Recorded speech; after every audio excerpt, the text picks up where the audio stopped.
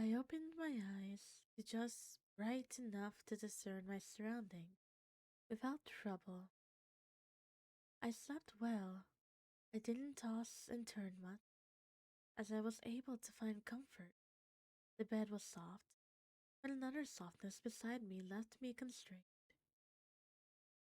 At the moment, I was pinned down by something heavy under the covers of the bed. Reaching my hands up, I felt a thick cylindrical object spread across me. I realized I felt skin, then a joint, then a hand at my side, and concluded this was someone's arm.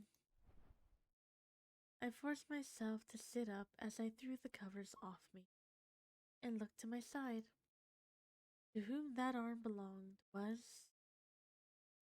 a young man with groggy eyes of red and a relaxed smile underneath short horn, which sat atop woolly pink hair.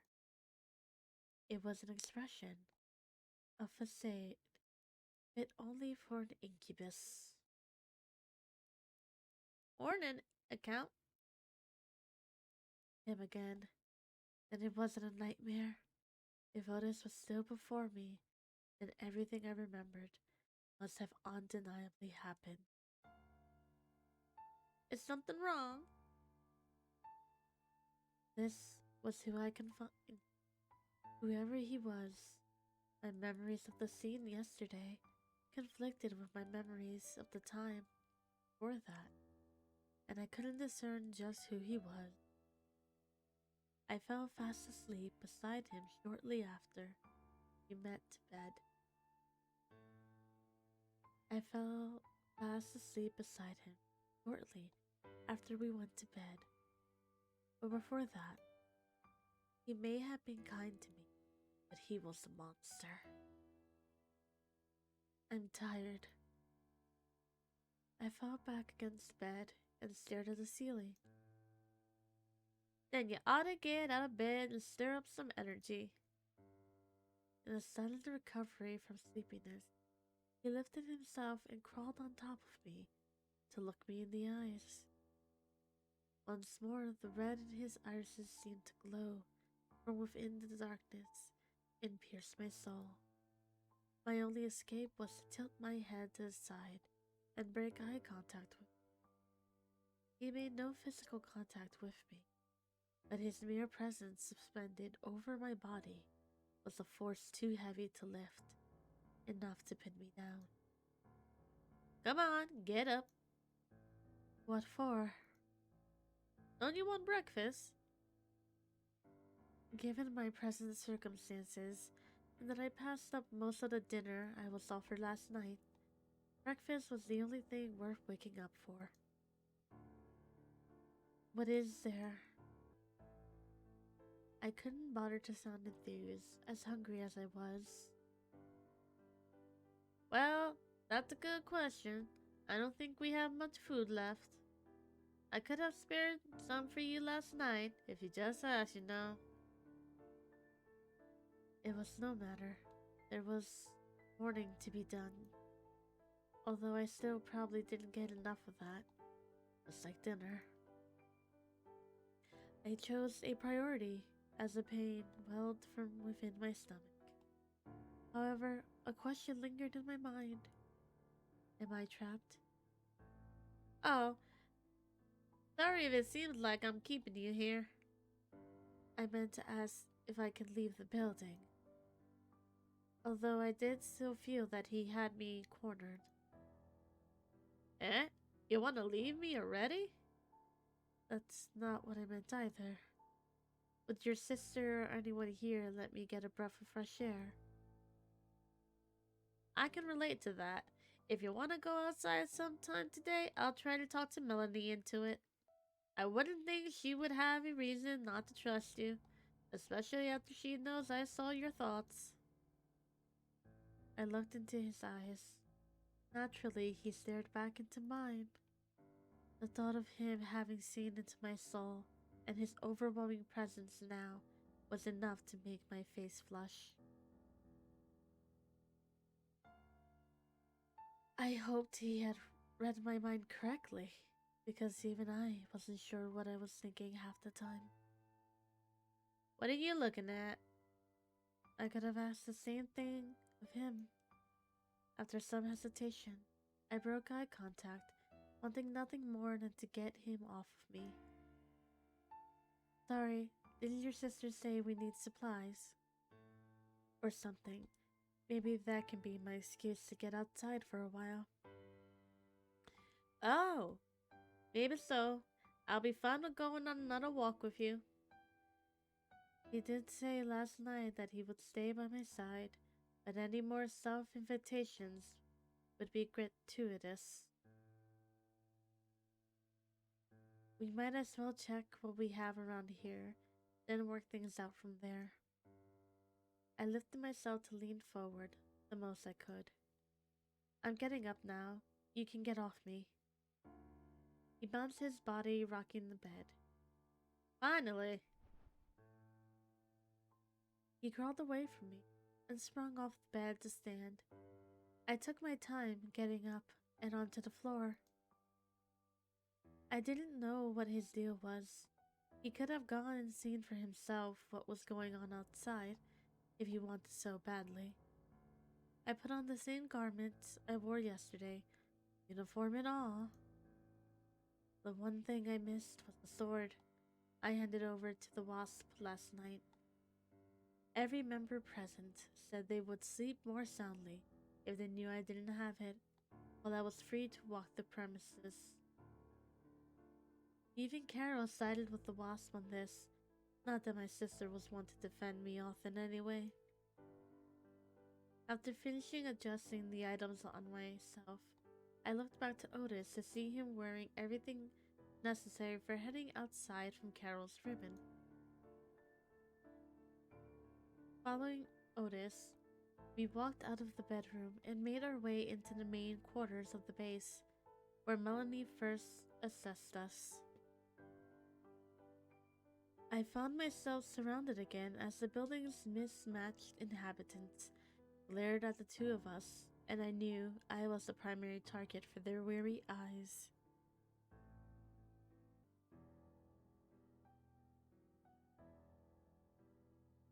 Although I couldn't look back into them, I sensed a pair of eyes looking at me from behind a curtain of black bands. Hey, Otis. And hello to you too, Account, right? Otis threw a timid wave with a sheepish smile at Joanne. Seeing she didn't bother with a kinder greeting, there was no need to hesitate expressing the concerns that came to my mind. Where's Carol and... I wondered for a moment about the group of moth soldiers who accompanied us here, but then wondered how many of them were worth wondering about.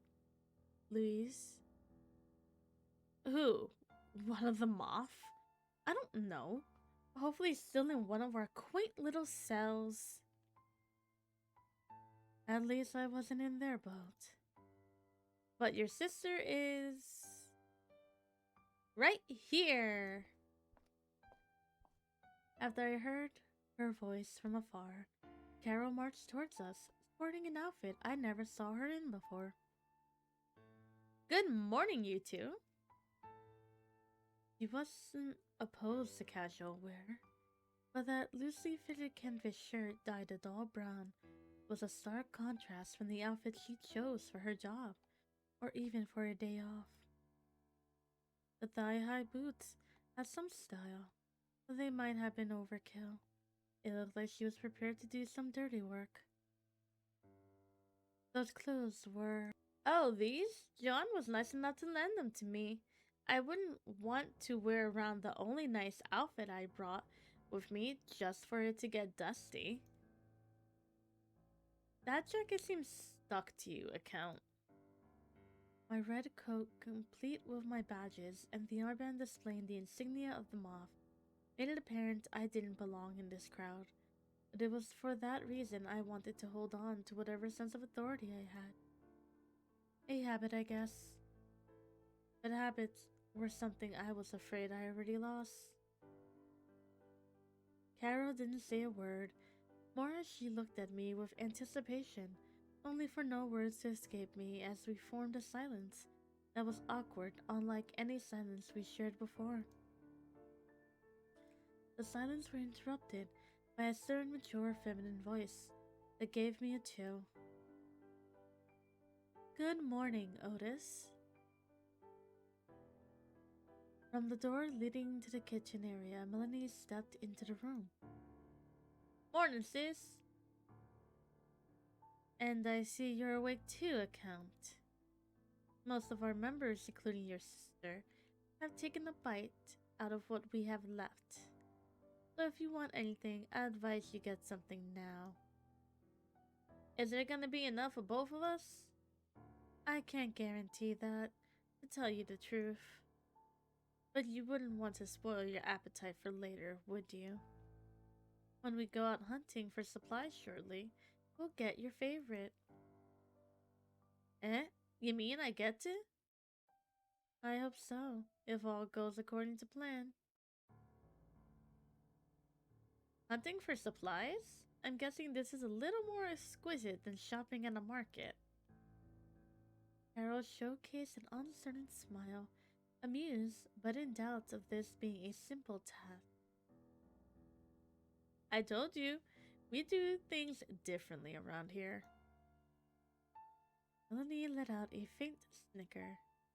You might say so, but I have in mind a plan that you might find interesting. What poor souls are you gonna snag loot from this time? Actually, to see if we can avoid a scenario like that again, Otis will come with me to prove this worth to you all. Everyone perked up in curiosity as a murmur resounded among them. Otis' ears flicked forward for a split second before he giggled, laughed with a broad grin across his face, while I tensed at the thought of Melanie's implication. Carol's eyes were the widest in the small crowd. He had yet to see anything more extraordinary than Otis's beastly traits, so the idea of anything more left her both confused and no doubt afraid.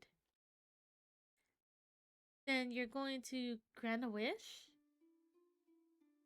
I guess so. What are you thinking, sis?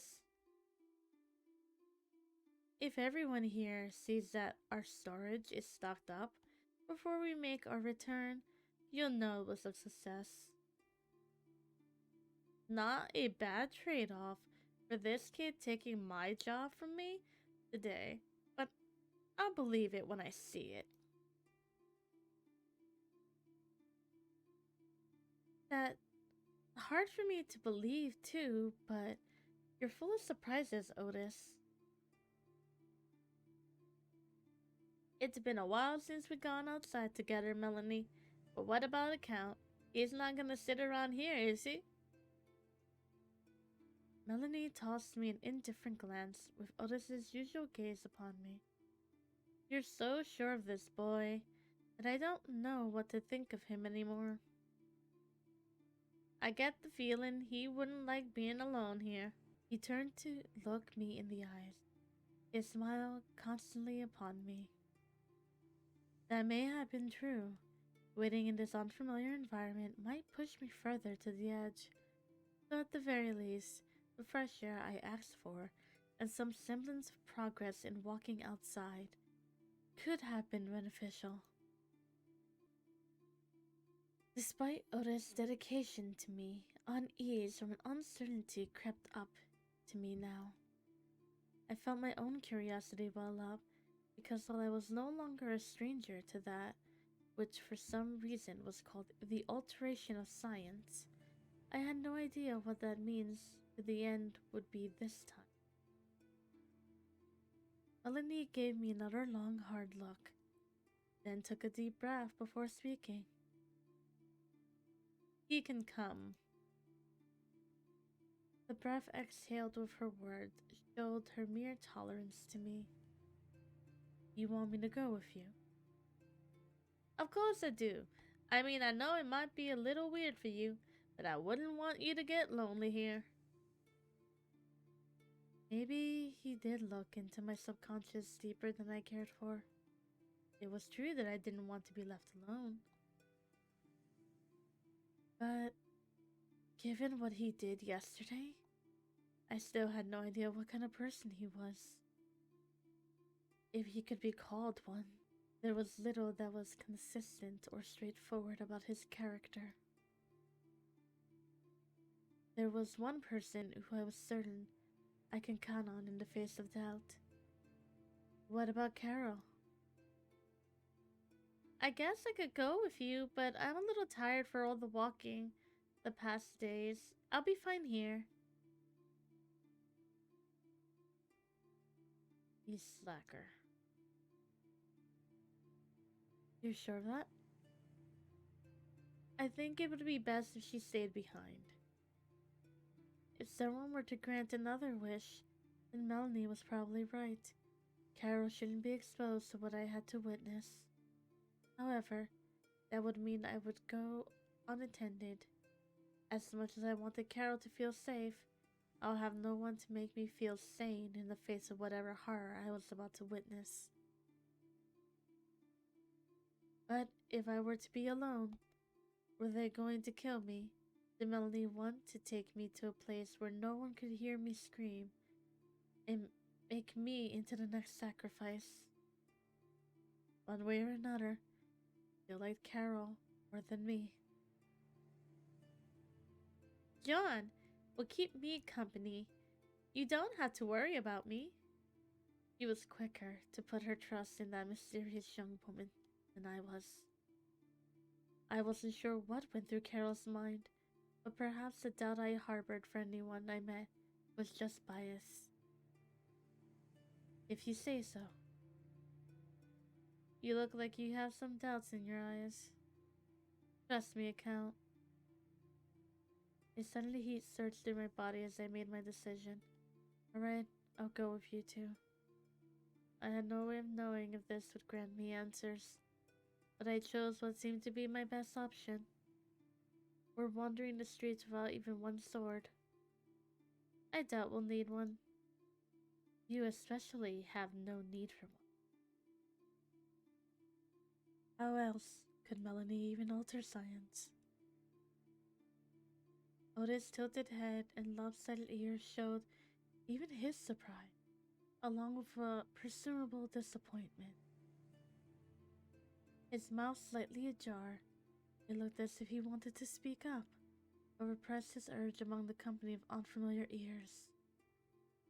In an event, I didn't want to be vulnerable. I would feel safer around this part of town if I had mine. You're so hard on the Count. He's not even gonna use the thing. Not that I mind. I mean, I feel safer too.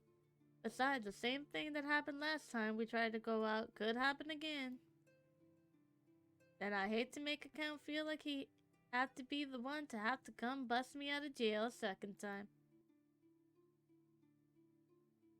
Melanie could have been planning anything, but I was eased to see that Otis was one to side with me, serving as my personal lie detector. Though I had no doubt he had ulterior motives, I could at least trust his support for me, so I hoped. The siblings looked into each other's eyes as another awkward silence ensued. If he came with us, no other soldiers we encounter would suspect anything. It would be like he's doing a task he was already assigned. Then, considering we're the ones with him on the streets, no one else would bother to touch him. Trust me. She gave me another stern glare. Count, find some food in the kitchen and come tell me when you're ready to go. The woman spun around and stormed off elsewhere, leaving me and the group behind, dismissing her attitude and dismissing the group as they dispersed in turn. I took a few steps towards the kitchen area and heard footsteps following me. Turning around, I saw only Otis giving me the typical gaze. Surely Melanie wouldn't make him, would she? Surely he wouldn't be willing, would he? He liked me, or so I wanted to believe. There were many things in the past few days that I only wanted to believe in, spite of overwhelming evidence against them. I took a second to examine him before reaching another conclusion. You should get the ribbon Carol gave you before going outside. All right, I'll be back. At my suggestion, he walked off in the direction towards our bedroom.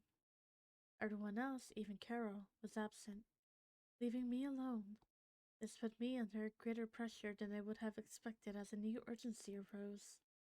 I was uncertain if the plan I was trying to scramble together would work, but I needed some kind of backup to prepare for the situation that might unfold. With everyone gone for the moment, I abandoned my path to the kitchen and walked around the base, looking for wherever the members of my squadron were held captive. After a short search, I came across a door with one window in it. On a rack hanging on a wall to the side, there was a ring of keys, an irresponsible place to put them, but the wasps must have trusted each other well enough without me in the equation. They probably didn't count on anyone like me setting foot in their abode either. I took the ring, tinkered with the door until I found the right key, then twisted the finicky knob to make the door creak open. I stepped inside, shutting the door behind me. Although the whole base was in far from perfect condition, this room was far from as furbished as the other sections. There were at least mattresses, plain pillows, and tattered blankets on the floor, within a few cells, but nothing adorning the concrete walls as any sort of attempt to provide the prisoners of this cramped room some solace. Nothing on the wall caught my eye other than a lone dark-colored blade of the likes I had never seen before. It looked sharp enough to leave a cut if I so much as laid a finger anywhere on it, other than the handle. The curve on its silver edge had a unique shape that looked both elegant and crude, seemingly designed for a specific purpose, but not one I could imagine with my knowledge. It looked more like a giant knife than a proper sword for combat. Someone in the Wasp must have had to make do with this shabby thing before getting their hands on a real sword. Although it had a strange, if eerie charm, the blade was far too conspicuous to carry around without garnering immediate suspicion. Navos! Some soldiers muttered my name as they looked out from their depressed slouches and saw me enter. Count Canavos. There were a bunch. I wasn't any more sure of them. The Wasp. There wasn't just anyone here who I could set free and trust to protect me. I needed someone who I knew understood my circumstances. Louise. I looked around to locate her. She sat on the floor alone in her cell, curled up with her arms around her knees. I knelt down to be at eye level with her, and the commotion of whispers grew louder. What's going on here? Canavos, what are you waiting for? Get us out of here already. Hey, Louise, right? Seems you got any special treatment all throughout the city. I know it's not fair, but I'm not in a good place right now. I have a job for you, as a soldier of the Moth. She looked at me with one eyebrow raised. I'm not sure about the lot of you ever since you took my sister away from me. But I'm not sure about the lot of these rebels either. I know they don't like me. The only reason I didn't sleep in here last night was because their leader knows Otis, and he's willing to defend me. They might be up to no good. If I can't trust you with the well-being of my family, I at least expect our camaraderie to stay intact for now. They want to take me somewhere I'm not sure of, and they're not letting me leave their sight anytime soon. If I free you from the prison, I need you to follow me from afar to ensure nothing gets out of hand. So you to trust them too. I couldn't form a response as there was now no one other than Carol who I can trust wholeheartedly. Maybe I do. What, what about are you going to do about everyone else trapped here?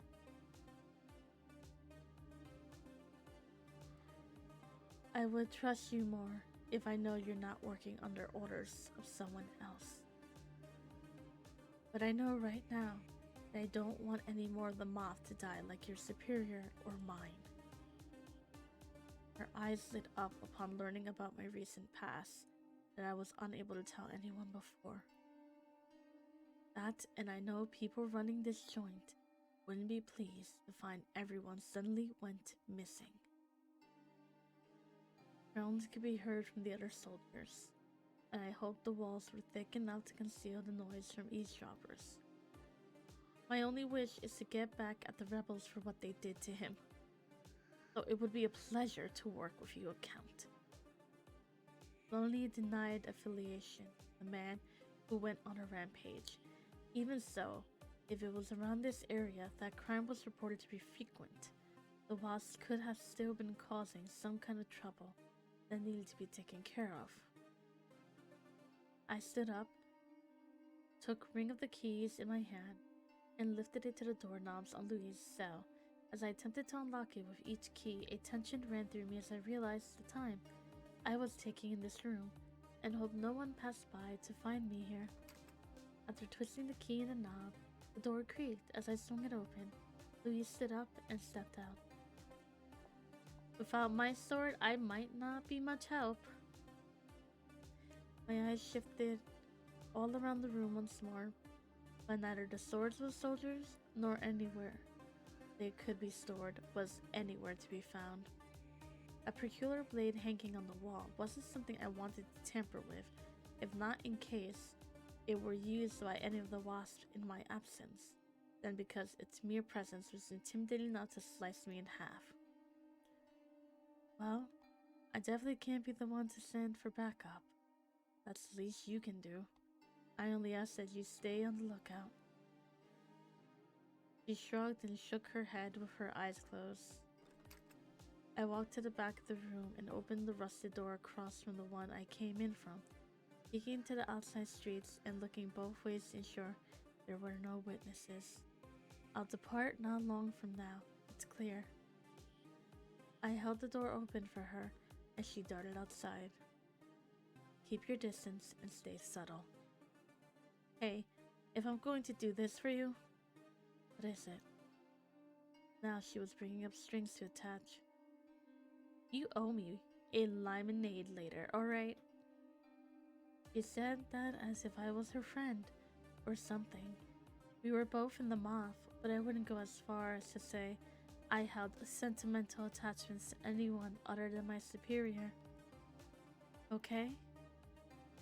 She gave me a confident smirk before turning away from me.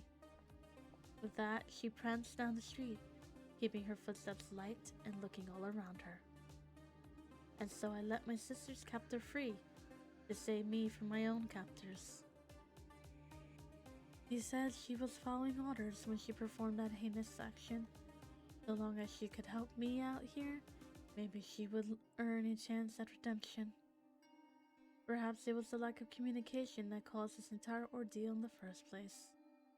I shut the door behind her and hustled back to the door whence I entered while hearing the complaints of all the other soldiers behind bars.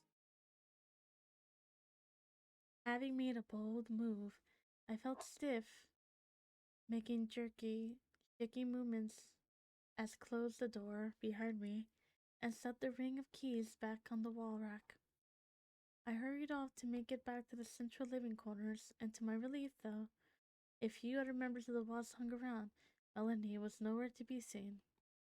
She had no way of knowing what I did for now, and hopefully she never got a chance to examine each of the prisoners closely enough to notice that anything changed. Otis and Carol sat on the couch, talking to each other with grins on their faces. Otis now wearing Carol's ribbon over his horns, was the first to take notice of me standing. There you are. Did you forget something too? Not even my sister would approve of the deed I just did. Yeah, I should be settled now. There was no feasible excuse I could give.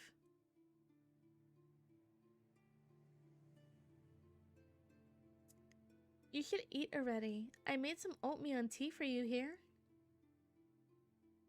Thankfully, there was no excuse needed. On the table in front of the two, I noticed a measly but thoughtful breakfast that Carol prepared for me.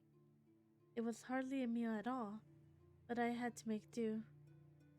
I sat down on a chair and leaned over to the table to take the spoon and begin eating, but not before taking the mug to sip at the tea.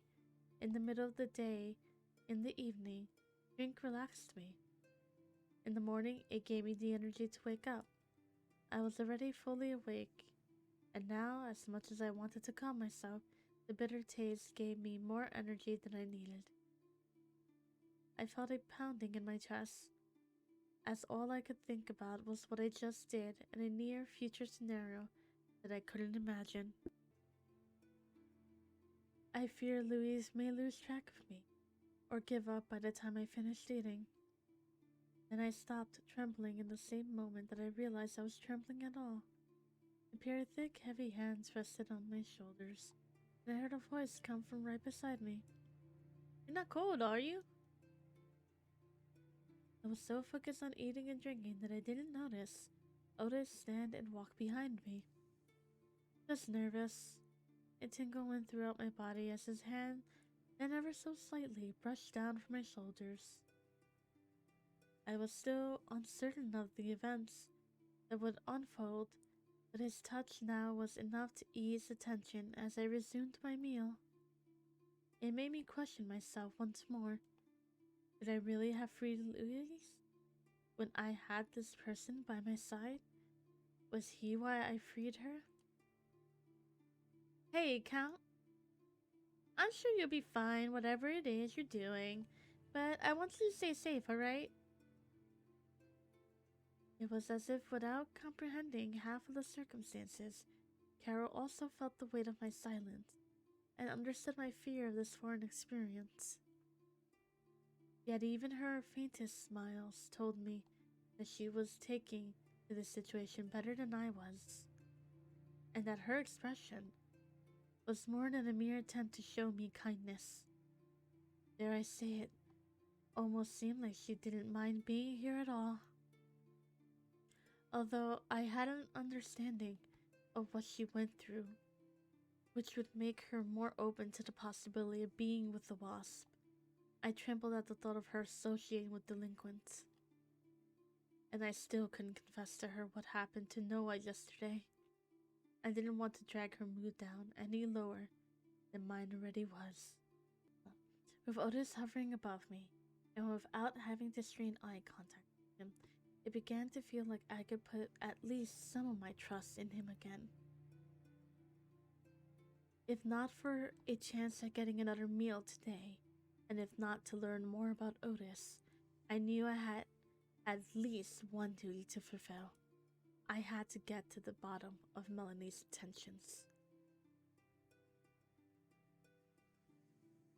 Of course.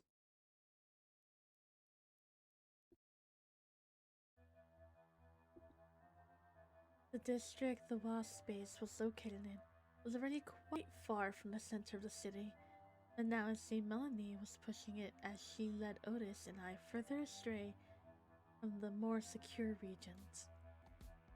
I saw even more greenery than usual, mingling with the architecture in the streets, which was a sign of how close to the edge of Anonia we were. The mob had the most control over the central sections of the city, whereas the edge, especially just before the city met the forest surrounding it, was an area almost free of the law. While other squadrons attempted to venture here to give government to these unstable districts, this was still something that frightened me. As much as I professed that I wanted to assist, Noah in his endeavors to bring justice to the city.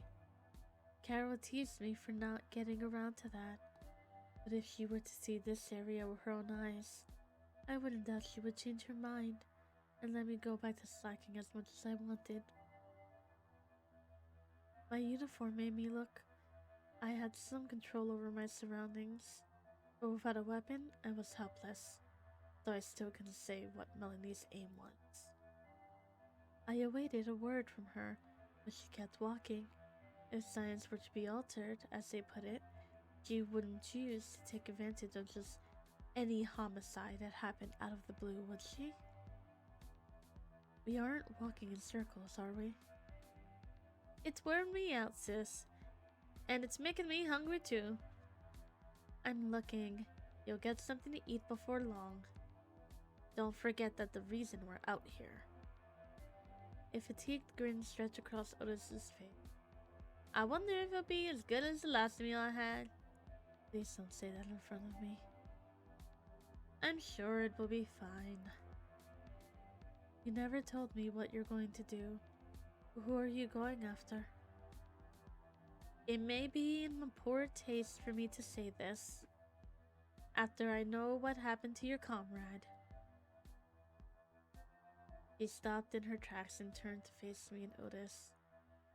But what I had in mind is to track down the killer you mentioned yesterday. What? We've been walking for long, just in the event that we might find him somewhere, and then... Not the case. I have leads on him, and have reason to believe that he'll be arriving within the vicinity shortly. How could that be? She denied affiliation with him, yet was somehow aware of his movements? The details of the relationship weren't the first thing I could strain my mind on. Who? He's going to kill for us to make a wish? Otis gave an indifferent expression while observing the argument between Melanie and me. Thus far, I've heard that all of his victims have been members of the Moth. I would say for the reason that it wasn't wise of you to wear that uniform out here, but like I said, it still works well enough as a front in case any more soldiers were to approach us. It's not pleasant, but it's more agreeable approach than going out of our way to pick fights and make it look like we're the savages, wouldn't you say? With both Otis and Melanie in my sight, I heard a set of footsteps behind me, to which my heart sank. Both of their eyebrows were raised as they looked past me. The rising tension of the situation provided by Melanie's explanation made me fear that whoever was behind me was not in my best interests. I spun around.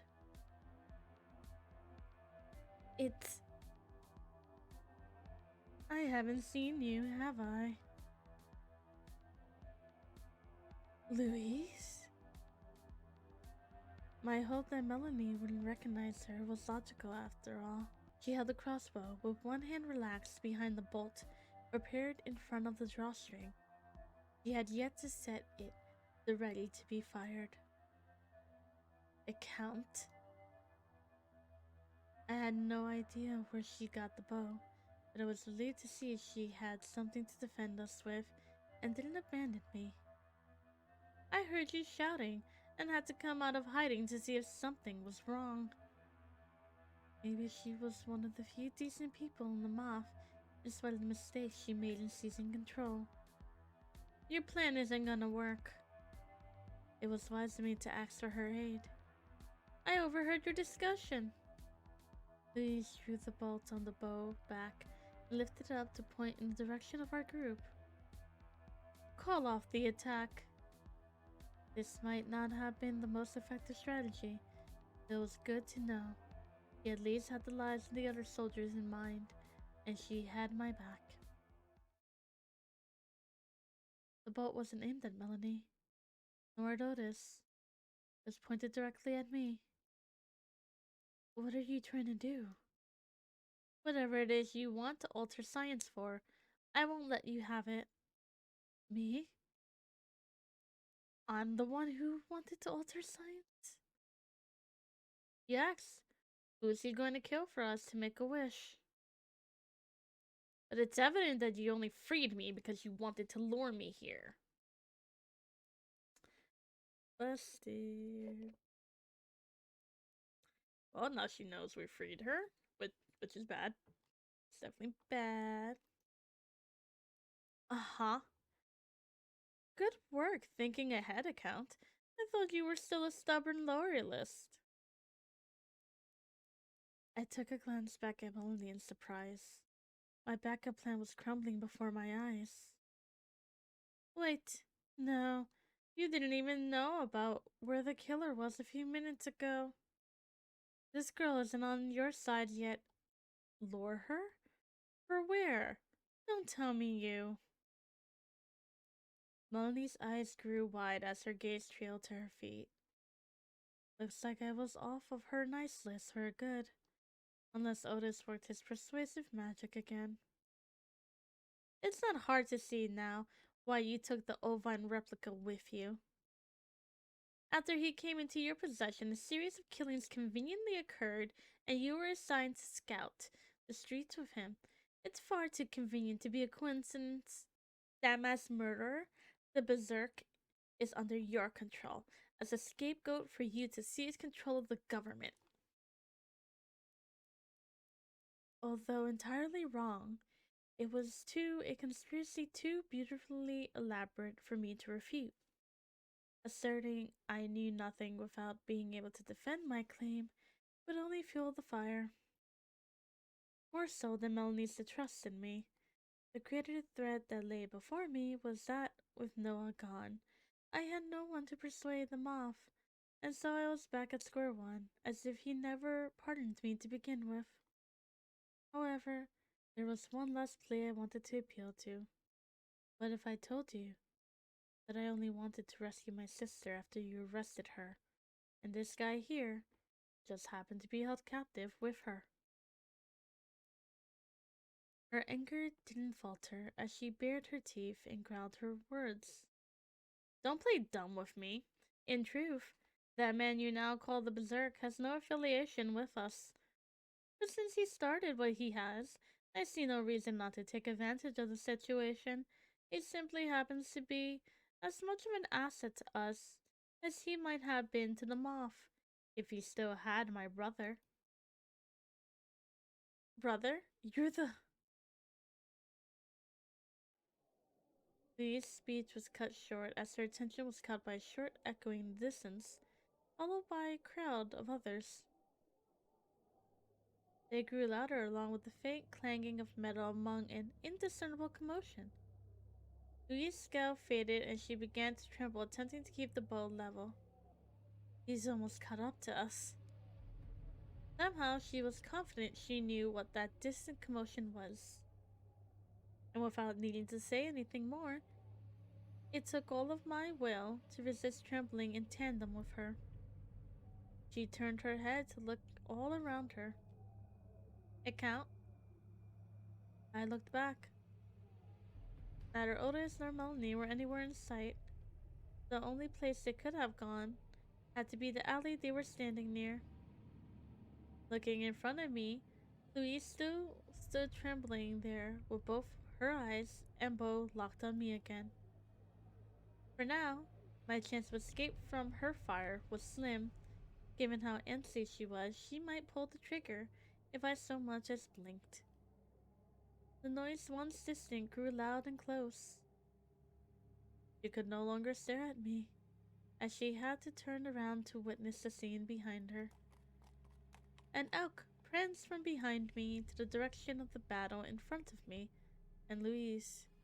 At this point, I could dash off, but I found myself only able to stare onward in awe and fear, if not kept frozen from just having an arrow aimed at me. I felt my pulse surge throughout my body as my heart began to race.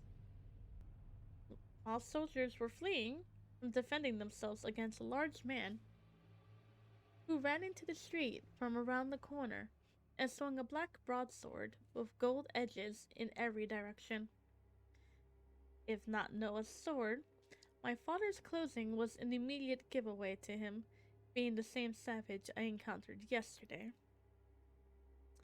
Each swing he took was drunken and swift, yet deliberate and precise enough to maneuver as needed, be it to guard himself from an oncoming blade or to land a blow on an enemy soldier who dared to stand against him.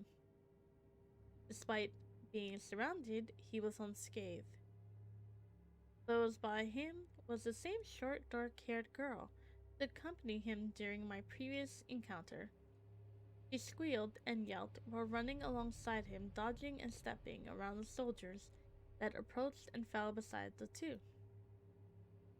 She seemed displaced, but in the sense she resembled me. I sure didn't want to be here. Even the soldier riding atop the elk fell victim to his blade, his corpse flying off and leaving the elk to cry out and flee the scene at top speed. When every soldier in the road aside from me and Louise either fled or lay lifeless on the ground, the man across from us gave Louise a death glare while the other girl stared onward in anticipation. Louise took aim and released a drawstring on her bow, sending a bolt flying towards the man. In a simple maneuver, the man raised his sword directly in front of himself, causing the bolt to ricochet off the flat side. Just as the bolt landed on the ground across from him, I noticed the array of bolts and arrows, some intact, some broken, already lining the ground on top the scattered red stains splattered upon the bricks. He took a step forth, marching towards Louise. She shook as she attempted to draw another arrow from the quiver at her waist and reload. Before he could reach her, she bolted across the street into an alley without a word. I wanted to turn around and run away now. As I made an attempt to escape, I stumbled and fell against my back. Before I knew it, I looked up, pointed to see the white silhouette of a man against the sunlight, towering over me and raising his broadsword high in both hands. "It count!" That familiar voice, distorted from the once gentle tone into a hoarse shout, sent my heart into overdrive. I felt the urge to survive as I was reminded of my circumstances beyond the terror in this street. I rolled to the side as the man swung down, and the sword collided with the bricks beside me. I rolled another time, avoiding another swing, to tumble forward and stand back up.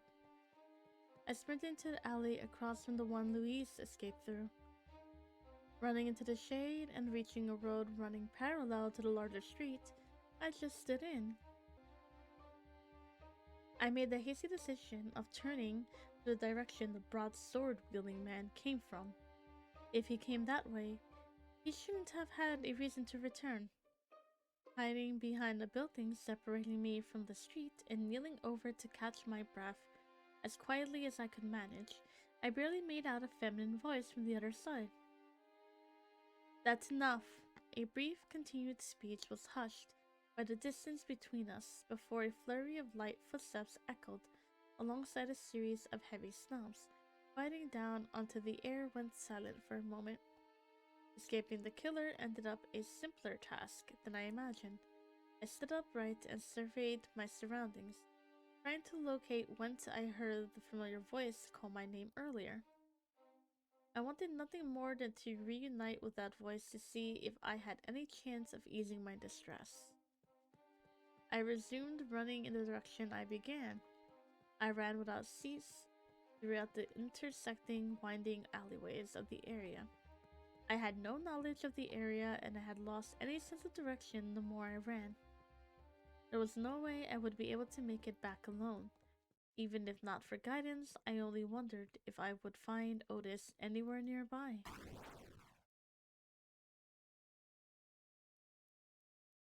Before I realized it, I ran into another crossroad and my heart almost pounded out of my chest as a thick pair of hands grabbed both of mine and pulled me around the corner of a building.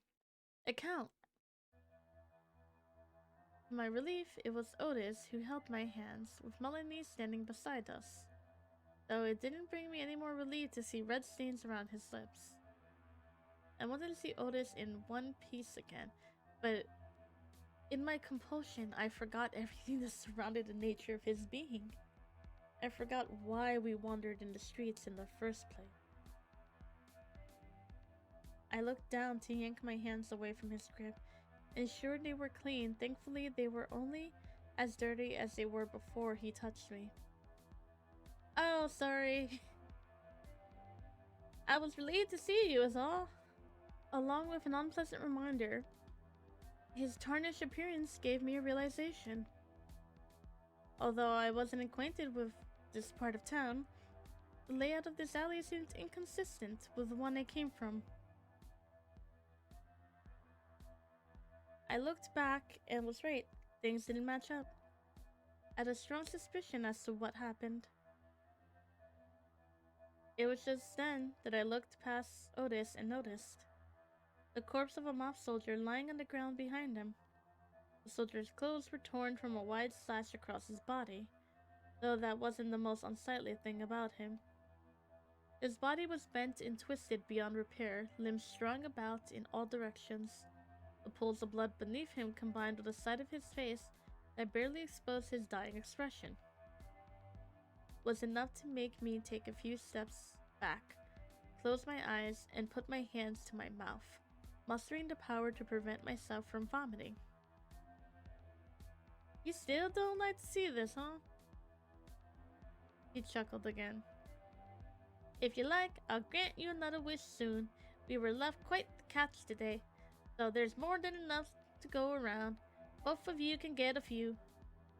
My eyes stung and I felt a single tear roll down my cheek. This was the same man I wished to see just a moment ago. Melanie sighed. It can't. You don't have to watch. I'll be standing around the corner until he's finished.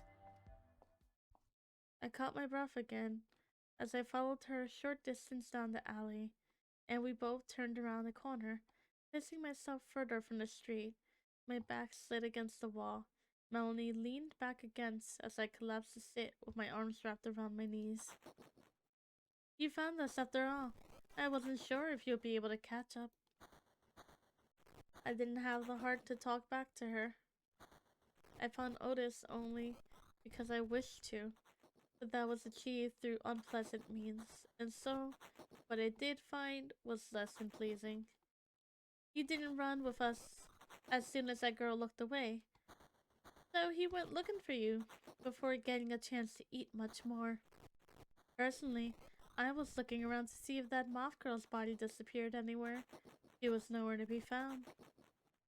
Shouldn't be a problem though. I can fix your mistake when Otis gets his fill. Otis trusts your intentions, but I should have known better than to let you wander around like that. I heard the same noise I heard yesterday. Quiet squelches, light chomps, light crunches, soft tearing, gentle slurps. Melanie never spoke up again to save me from the sound. Among those that came from the body, the harshest noise among the cacophony came from what may have been his mouth. He produced noises similar to those heard with a person chews, with their mouth open, haphazardly using their teeth. And yet it wasn't quite like that, as if he were chewing lazily. Rather, it sounded like he was gnawing at his catch deliberately and aggressively. I knew his teeth were sinking deep into each bite he took. It was a wonder I never heard a yelp from him, as he might have bitten his lip or his tongue. I could connect the sounds to a scene, I imagined, but not to one I had ever witnessed.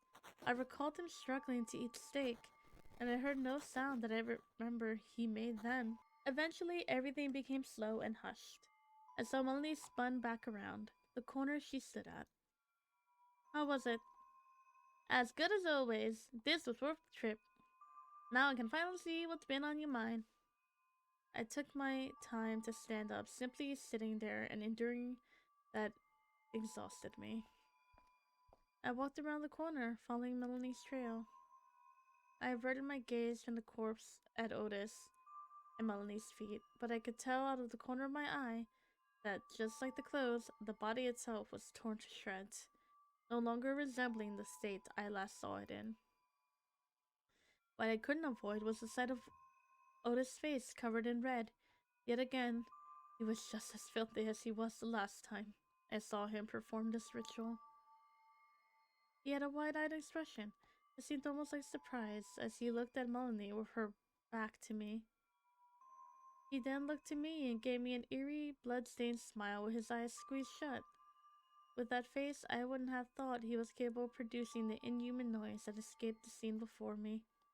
With that expression, I wouldn't have thought he was capable of doing anything that I knew he did. With that smile, as if none of this happened, told me that every bit of it was real. I was not certain what more I could do, nor what more I could say at this point, but I was certain that what I saw now was not what I wished for. His eyes opened wide again.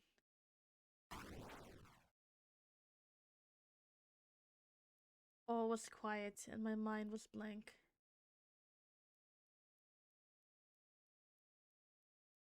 Why are we back here?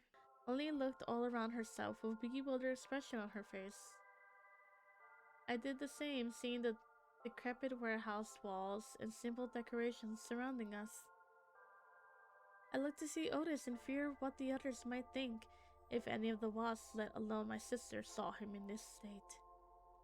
But there was nothing unusual to see. His skin and clothes were spotless. He stared empty-eyed at me for a moment before his sight shifted back to Melanie. I guess it's lived and let a count have a wish granted. Her eyes grew wide as her brow lowered. Is there anything more you can do? Sorry, but I can't see either of your thoughts anymore. There was more that I needed to do. Carol and Joanne entered the room, taking notice of three of us standing aimlessly in the middle of the room. Melanie, you guys are back already? I swear I should have seen or heard you walk in a second ago. Where you come from? John, fetch me some coffee, then we can talk. As she raised a hand to rub her forehead, Melanie's somewhat unstable voice expressed both fatigue and disappointment. While Carol stayed put, Joanne tilted her head and bounced to the side, moving off to the kitchen area. They appeared. It was out of nowhere. It can't be. No way. Joanne's shout could be heard from the kitchen, followed by the rapid succession of doors slamming against cabinets.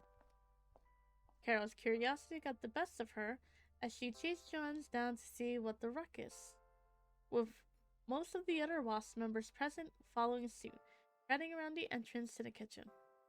You see this shit? Otis, Melanie, and I walked over to look past the small crowd as they filtered into the kitchen to give the room a thorough examination. They went through cabinets, drawers, the refrigerator, revealing hardly a free space for anything more. It worked. Carol stood wide-eyed in the middle of the activity, staring in awe all around her. It worked? It worked! Otis, did you grant a wish using magic? Otis gave off a proud smile. Now you know the truth, Melanie. Wished to make sure you and everyone else had plenty of supplies to last a while, and I delivered. Aha. I was at least thankful she didn't undergo the trauma I did. Well, why did you leave? What were you three doing out there? Well, it's a big complex process. Carol, I'm not sure I could explain it to you so easily. You had a wish granted too, didn't you, Account? I gave Carol the silent treatment a lot lately, but there's no way around it here. The same awkward silence that happened earlier today occurred again, multiplied tenfold, as several other people were listening intently on us, even as they rummaged through the newfound stock. I could feel Melanie's eyes on me in anticipation of my explanation, if any at all. Account? He's not entirely sure how to describe the wish granting process himself, but I tell you what, it's something else. She let out a light giggle. I guess what's magic without some mystery to it, right? Either way, this is wonderful, if a bit odd. Maybe I'll have to make a wish sometime. I mean, if you would let me, I wouldn't want to pressure you. I don't think I'll be opposed to that, if things ever fell in your favor. However, odd or however wonderful, it can always come true. Here I found myself hoping nothing fell upon her. Hey, I got a thing or two I need too. You better not leave me out. Ah, well, I don't know if I can do it for just anyone. I spoke up, blurting out words in the tone that least signs of my irritation. He'll grant someone's wish if he feels like it. Otis looked at me again with what appeared to be awe and admiration. In spite of my nausea welling forth again, I knew I had to eat something now to make up for losing my pitiful breakfast to exertion. Alright, since the food's here ready, I need some of it. I can prepare something for everyone after I have my coffee. Right, I'm on it. I can help with the cooking. This'll be nice. I'm starving.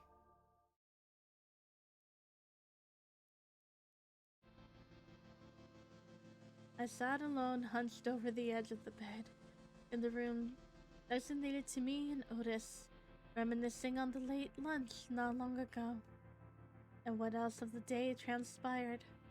That celebratory gathering was only as quiet as our last dinner,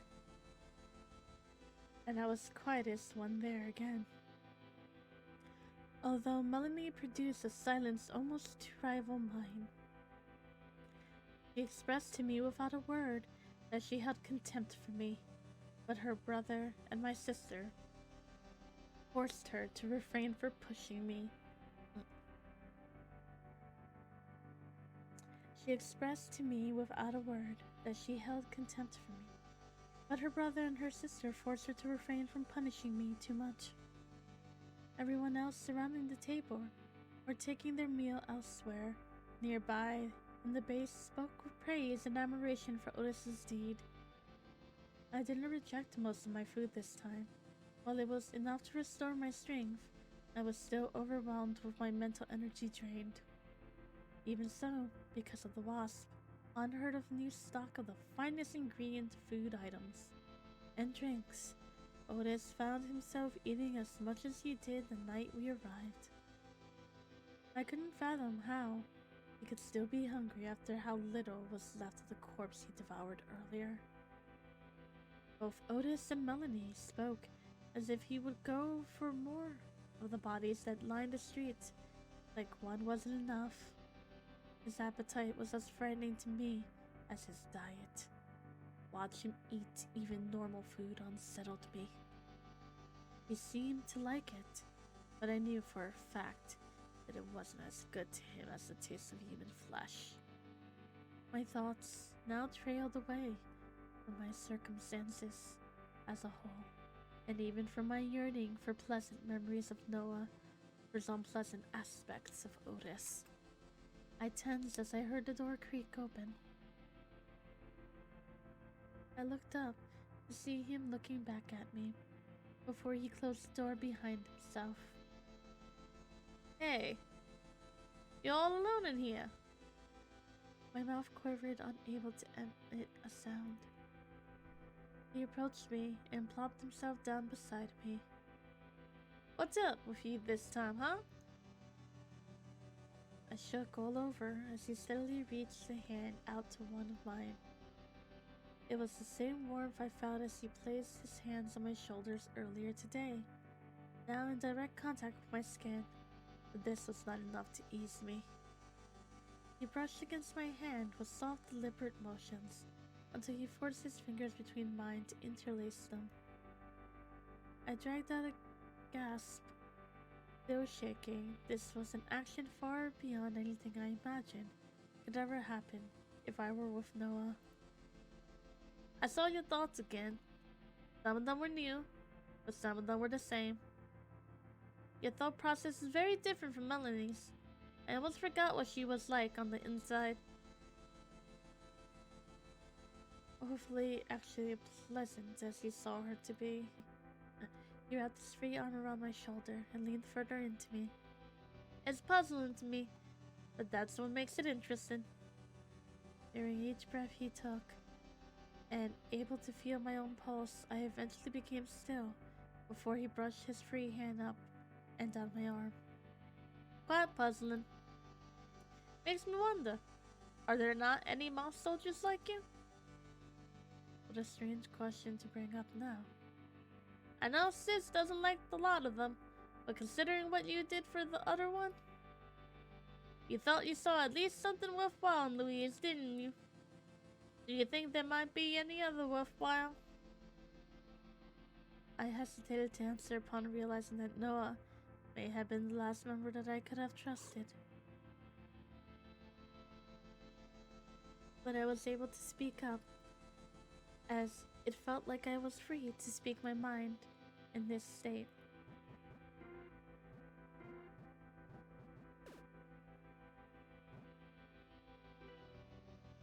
The truth is, now that Louise seems like she's out to get me, I'm not sure there are any people in the forest that I can trust anymore. Despite what Louise did to Carol and Louise's professed circumstances involving her merely taking orders for the sake of pleasing those following the cause, which she believed herself to follow, made me feel like she may have been in the right after all. I was proven wrong nonetheless. It was far too late now to hope anyone else in the mob would be able to rescue me from this unconventional prison. Ah, interesting. It's no big deal either way. I just like hearing you actually speak your thoughts to me because you want to. You don't have to be afraid around me. But I was afraid. In every moment I was beside him, a new sense of doubt snuck up to me. And you don't have to be shy either. He rested his head on my shoulder. But it was the few moments like this that made me reconsider what my emotions were. The sensation of comfort he gave now relieved me of my worry and sorrow. I pulled my hand away from our clasp, and I leaned over to reach both my arms underneath his to catch him in an embrace. In that instant, I forgot who he was. He was not the brother of the leader of a rebel society. He was not a prisoner of the police for any particular reason.